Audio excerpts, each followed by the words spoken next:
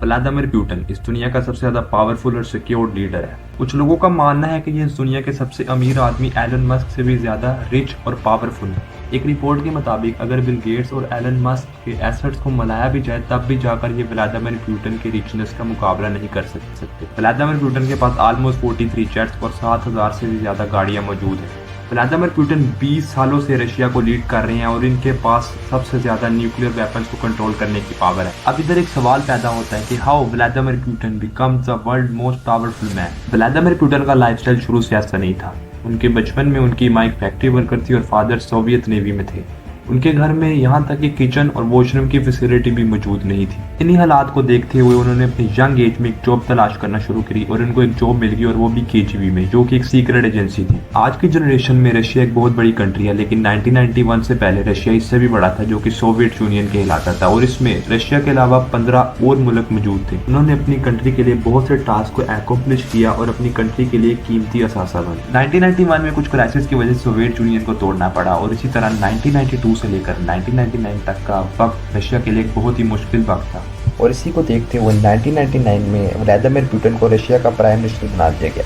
Russia का political system Pakistan से बिल्कुल ऑपोजिट है। रशिया में प्रेसिडेंट की ज़्यादा पावर होती है और प्राइम मिनिस्टर प्रेसिडेंट के अंडर कमांड काम करता है।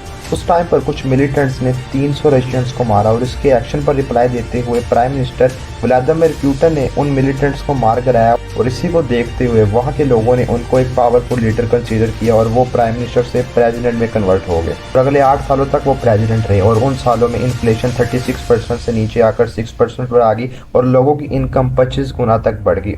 इसी के अलावा आर्मी और पुलिस रिफॉर्म्स में बहुत ज़्यादा बेहतरी आई और 2004 में फिर इलेक्शन हुए और व्लादिमीर पुतिन 72% वोट के साथ फिर से कंट्री के प्रेसिडेंट बन गए। टेक्निकली रशिया में एक इंसान 2 टर्म्स के लिए प्रेसिडेंट रह सकता है। 2008 में पुतिन ने क्लेवर वे के थ्रू अपने ही जूनियर को कंट्री का प्रेसिडेंट बना दिया और खुद प्राइम मिनिस्टर का रोल प्ले करने लग गए और 2012 में फिर से पुतिन ने प्रेसिडेंट का रोल संभाला। आप सोच रहे होंगे पुतिन को कोई अपोज क्यों नहीं करता। इसकी वजह यह है पुतिन को कोई अपोज करना ही नहीं चाहता।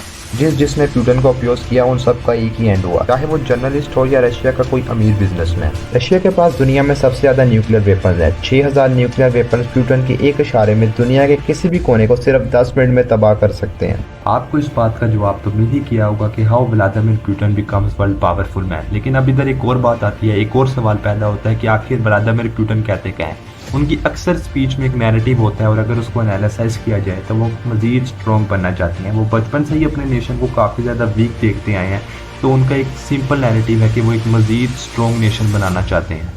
ऑफिशियली तो पुतिन की नेटवर्थ $70 बिलियन है, लेकिन कुछ फाइनेंशियल एक्सपर्ट्स का मानना है कि वो $200 बिलियन को भी क्रॉस कर चुके हैं। यानी उनकी नेटवर्थ बिल गेट्स और एलन मस्क से भी काफ़ी ज़्यादा है। बात को अगर सिंपली समझा जाए तो व्लादिमीर पुतिन अपनी नेशन को मज़ीद स्ट्रॉन्ग बनाना चाहती हैं और अपनी कंट्री और नेशन के लिए मज़ीद कामों को बेहतर करना चाहती हैं। तो आई होप सो आपको आज की वीडियो पसंद आई होगी। चैनल को सब्सक्राइब, वीडियो को लाइक और शेयर करना मत भूलिएगा। मिलते हैं अगली वीडियो में, तब तक के लिए अल्लाह हाफिज़।